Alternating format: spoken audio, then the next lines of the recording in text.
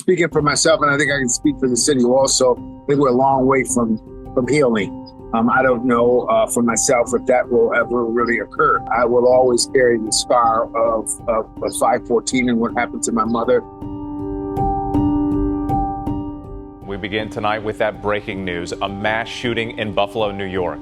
Witnesses say a gunman dressed in army fatigues and a helmet walked into a supermarket, then opened fire on shoppers and staff. He may have held extremist beliefs. Some of these posts allegedly praising South Carolina shooter Dylan Roof.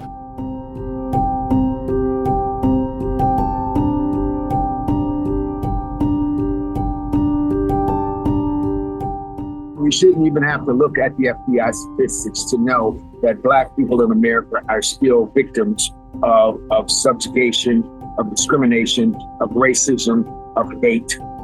We've had over 4,400 lynchings by definition in America, not counting modern day lynchings, which I think are still occurring, using different, instead of a rope, using an AR-15. What's going to happen is that these robes and hoods are going to disappear, and they're going to blend in with the public, and that's exactly what's happening. It's not the robes and hoods, it's the mentality, and that mentality is what we've got to address.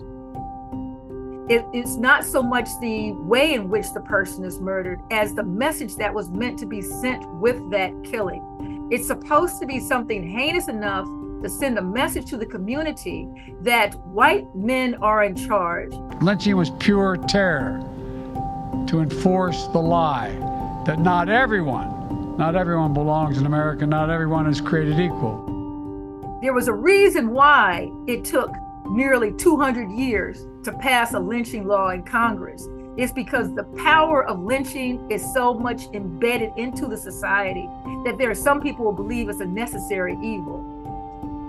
My concern is, without someone stepping forward and actually attempting to apply this law, there will always be seen as beneath the surface of American society, one can get away with the killing of African Americans because it's understood these killings are necessary. And you wonder, where does this come from? I believe it's coming from the internet. I believe that they're being told that this is the end of white America. As I've said before, the internet's a great thing. That's one of the tools that's being used to radicalize these kids. So the social media platforms and even the systems, the unjust systems that currently continue to exist in America, that subjugate, that impoverish, that disenfranchise Black people, people of color, intentionally so, are responsible for what happened. My mother was murdered on 5/14/2022.